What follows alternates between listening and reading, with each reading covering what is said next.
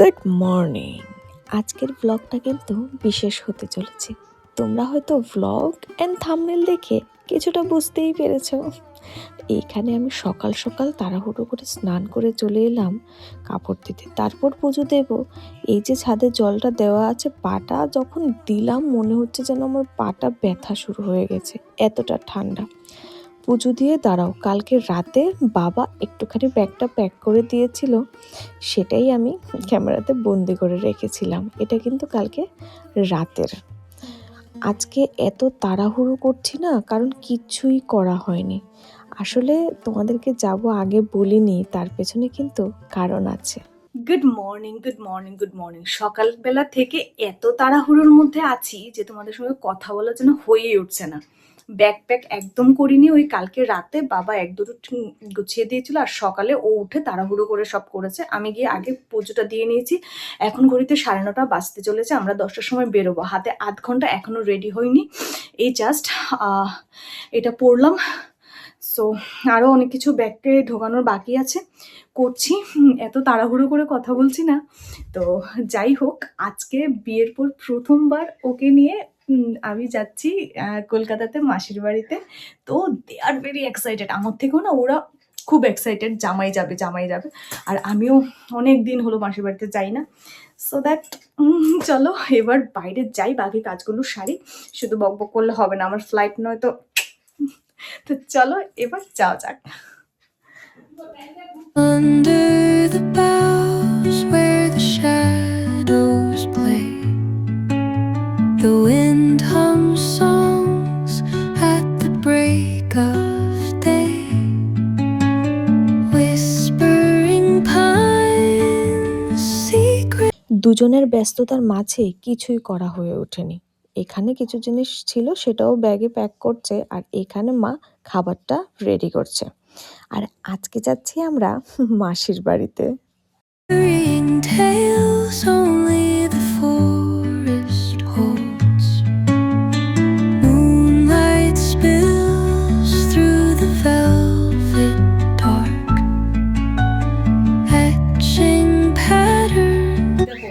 আজকে আর কেমন লাগতেছে? আর বাবার বলছিল টাকা পাঠাইতে একটু ইয়েটিও খাইতে বলছে, বিরিয়ানি টিরিয়ানি একটু খাই আনি। আমি সরস্বতী পুজো দুপুরবেলা 1টার সময় টিফিনটা দিব খাইতে। রুমাল রুমাল বেশি এটা না তোমার ফাদারের আচ্ছা দেখছো এটা নি ওই সাইডে ভিতরে পড়ে আছে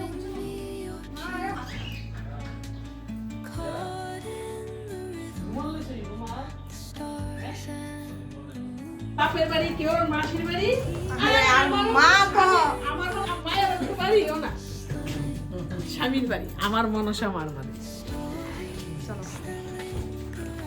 এখন মোটরসাইকেল না মোটরসাইকেল মানে ঢুকতাম পারেন কিনে সন্দেহ, আর এটা তো পাঁচ টাকা দিয়ে দিয়ে বন্ধ গল্প খাইয়া বেশি করে রাখো না।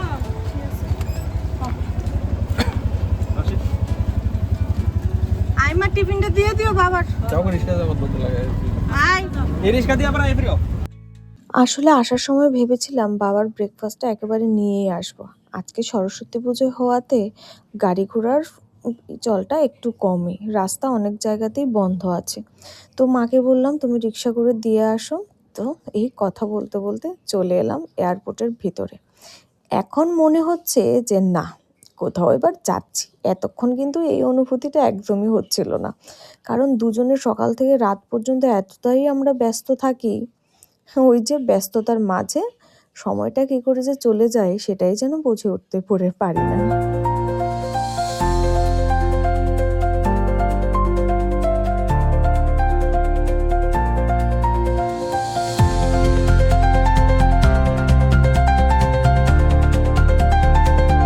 বিয়ের পর প্রথম জামাই যাচ্ছে শ্বশুর বাড়িতে।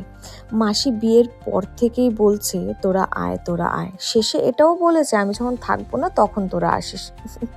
যাই হোক, সময়টা এতদিন বার করতে পারছিলাম না। আসলে মাসির বাড়ি, ছোটোবেলা থেকে মাসির বাড়ি যতবারই আসি না কেন, অন্য জায়গায় ঘোরাঘুরির থেকে মনে হয় মাসির কাছে গিয়ে একটু থাকি। আর স্পেশালি দাদা বৌদি, মানে তোমরা গেলে দেখতে পারবে। বিয়ের সময় তো সবটা তোমরা দেখতে পাওনি, খুবই ব্যস্ততার মধ্যে ছিল সবাই। এবার সবার সঙ্গে আলাপ পরিচয় একদম ভালোভাবে করিয়ে দেব। আর এইখানে দেখো হাতে বোর্ডিং পাস নিয়ে দাঁড়িয়ে আছি।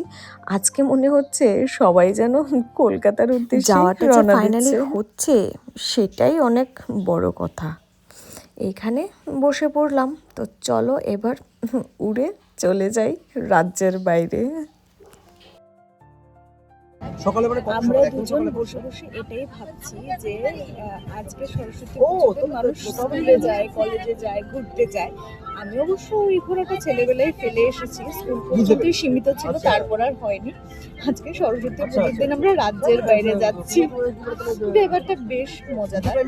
তো আমরা দুজনেই ফ্লাইটে বসে পড়লাম, আর ফ্লাইটে এত বক বক করতে আমার ভালো লাগে না, কিছুটা মানে কমফোর্টেবলও নই। তো যাই হোক, চলো এবার যাই, তো সঙ্গে থাকো, দেখতে থাকো। কোথায় দেখবো আমরা? হালিমবাগ? ফ্লাইটে বসে আমরা দুজনেই প্রথম দিকে না একদম ঘুমিয়ে পড়েছিলাম। তো আমি আবার বসে বসে ঘুমোতে পারি না, ও তো ঘুমিয়েই গেছে। আসলে ওর ফেসটা দেখছি আর ভাবছি বেচারা। যাই হোক, এখানে অলমোস্ট আমরা ল্যান্ডিং করতে যাচ্ছি, তো just wait and watch. me your tune, caught in the rhythm of the stars and the moon. Teach me the finally Kolkata.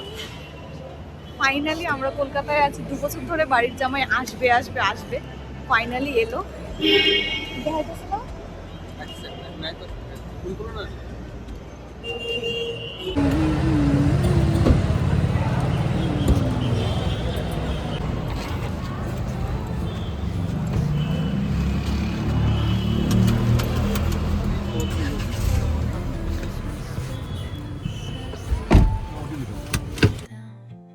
আর মাত্র 16 কিলোমিটার দেখতে পাচ্ছ, তারপর চলে যাব মাসির বাড়িতে। মাসি তো ওইখানে যেন ঘড়ির কাঁটা ধরে বসেই আছে।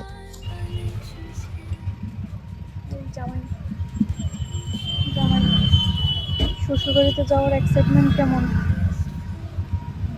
সেই জামাই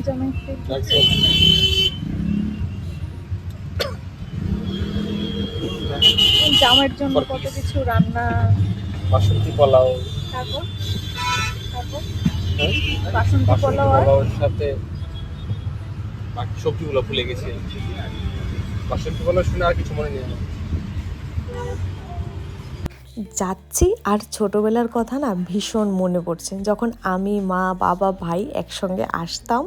আর যখন ভাইকে ফ্লাইটে তোলা হতো, তখন ওর পকেটগুলো না চকলেটে ভর্তি থাকতো। আর যেনারা এয়ার হোস্টেস থাকতেন, ও দেখতে এতটাই কিউট ছিল, ভর্তি ভর্তি করে চকলেট আরও বেশি করে দিয়ে দিত। তো যাই হোক, সেই দিনগুলো আর কোনোদিনও ফিরে আসবে না। এই তো কথা বলতে বলতে চলে এলাম, দেখতে পাচ্ছ মাসির বাড়ির রাস্তা দিয়ে ঢুকেই পড়লাম। দাঁড়াও, আর মাত্র কিছুক্ষণ। এই যে দেখছো, ওই যে স্কাই কালারের গলিটা সামনে দেখা যাচ্ছে, সেই গলি দিয়েই কিন্তু মাসির বাড়িতে। দাঁড়াও, মাসি পায়ের জন্য কিছুটা এগোতে পারেনি, সামনেই দাঁড়িয়ে আছে। চলো দেখি মাসির মুখটা। আর এই গলিতে ঢোকার সময় অনেকেই হয়তো কথা বলবে, দাঁড়াও তোমরা দেখতেই পাবে।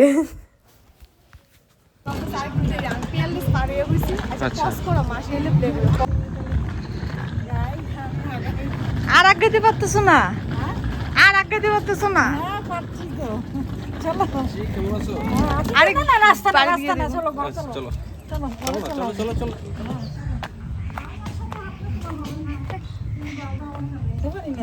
ওই ইয়া চিনছে তো, ওই ইয়া। রাই পিসি হ্যাঁ কথা বললো তো তোর সাথে, আমি দেখলাম, আমি তাই দাঁড়াই রয়েছি অনেকক্ষণ আগে। এটা কোনটা? এটা হ্যাঁ ওইটাই। একটা চিত্র শোনা।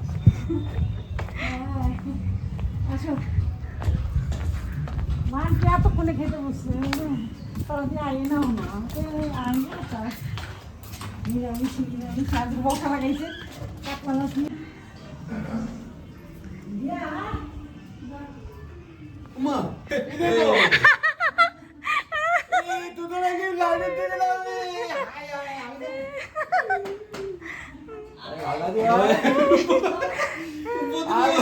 ও বৌদিও জানে না, বৌদিও জানে না। দুপুরবেলা আসবে না, বৌদি তো না সন্ধ্যাবেলা না। ও কোথায়? ওই যে এই রিয়ন, এই কি ঘুম, এই এই চক্কর চক্কর। দাদা কেন অবাক হলো বুঝতে পারলে? দাদাকে বলেছিলাম যে আমাদের ফ্লাইটের সময় হলো 3:30টায়, বাড়িতে আস্তে আস্তে 5টা বেজেই যাবে। দাদা জানতোই না আমরা তার আগেই চলে আসবো, ওই জন্য দাদা দেখে হঠাৎ করে সারপ্রাইজ। আর ঠাকুর ঘরে কি চলছে দাঁড়াও দাঁড়াও, সব দেখাচ্ছে, ধৈর্য ধরো। রিয়নটা একটু ঘুমিয়েছিল বেচারা, আমি এসে ওকে টেনে তুলে দিলাম। এখন নাকি আবার নতুন জামাইকে বরণ করা হবে।